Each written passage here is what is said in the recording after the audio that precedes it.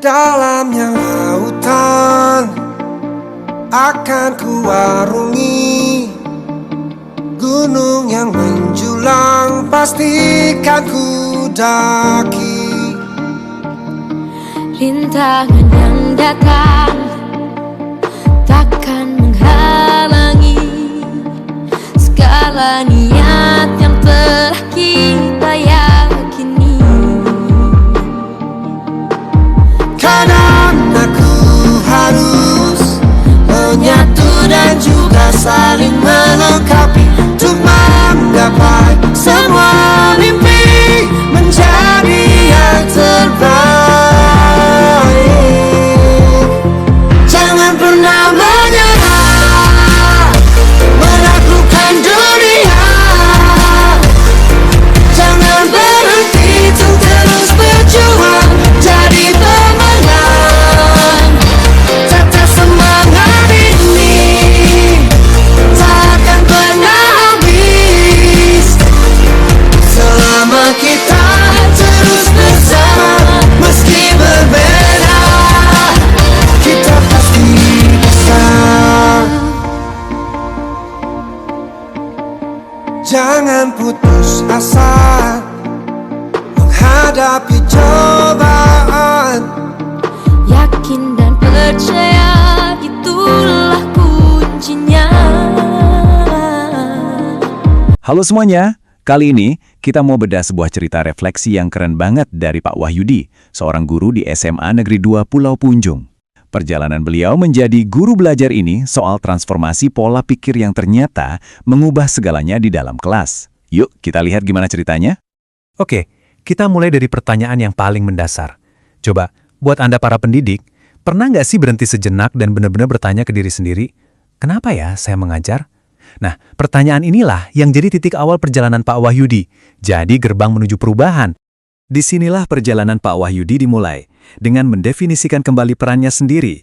Beliau sadar kalau menjadi guru di zaman sekarang itu bukan lagi soal gelar atau posisi, tapi soal membangun sebuah identitas baru. Identitas sebagai seorang pembelajar. Jadi, apa sih sebenarnya guru belajar itu? Buat Pak Wahyudi, ini adalah sebuah komitmen.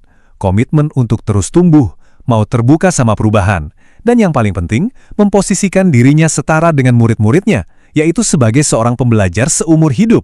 Dan disinilah momen ahanya terjadi. Pak Wahyudi sadar bahwa belajar itu bukan jalan satu arah ya, dari guru ke murid, bukan. Ini adalah tanggung jawab bersama. Artinya, beliau juga punya tugas yang sama persis seperti muridnya, terus belajar dan memperbaharui diri. Nah, sekarang kita masuk ke inti transformasinya. Ini adalah pergeseran paradigma yang paling mendasar. Dari yang tadinya sekedar penyampai informasi, menjadi seorang fasilitator pembelajaran. Bedanya apa? Yuk kita bedah. Kutipan ini benar-benar merangkum semuanya. Guru bukan penyampai materi, melainkan fasilitator yang membantu murid menemukan makna belajar. Ini mengubah tujuan mengajar secara total.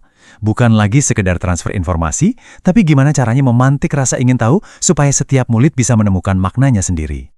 Coba lihat deh perbedaannya. Jelas banget kan? Dulu fokus utamanya itu ya menyelesaikan kurikulum, pokoknya ngejar target bab per bab. Sekarang, fokus Pak Wahyudi bergeser total ke muridnya. Gimana ya cara mengajar yang bisa menumbuhkan potensi dan karakter mereka? Jadi, kurikulum itu sekarang jadi alat, bukan lagi tujuan akhir. Terus gimana perubahan pola pikir ini kelihatan dalam praktek sehari-hari? Gimana wajah ruang kelas jadi berubah? Nah, ini dia, dampak nyatanya. Pendekatannya jadi jauh lebih hidup. Beliau jadi lebih reflektif, terus-menerus bertanya apa yang berhasil di kelas.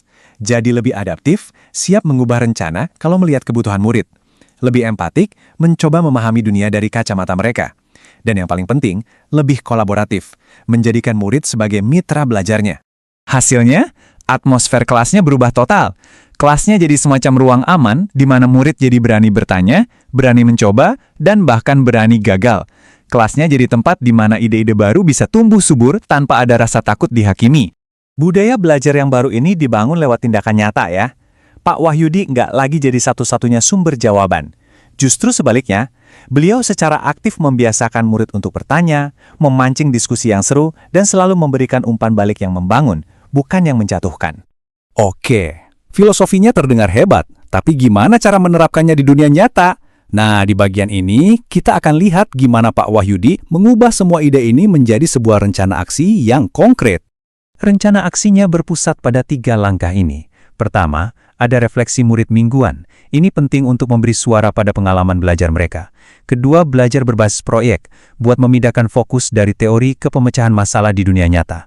Dan ketiga, beliau sendiri bergabung dengan komunitas guru, karena beliau tahu pertumbuhan terbaik itu terjadi saat kita belajar bareng rekan sejawat. Sebagai penutup, mungkin inilah pelajaran terpenting dari perjalanan Pak Wahyudi. Menjadi guru belajar itu ternyata bukanlah sebuah tujuan akhir. Ini adalah sebuah proses yang tidak ada hentinya, sebuah komitmen untuk terus berjalan di jalur pembelajaran seumur hidup. Dan sekarang, pertanyaannya kembali untuk Anda. Setelah melihat perjalanan Pak Wahyudi ini, nggak peduli apapun profesi Anda, kira-kira langkah kecil pertama apa yang bisa Anda ambil hari ini untuk memulai perjalanan perubahan versi Anda sendiri? Coba direnungkan.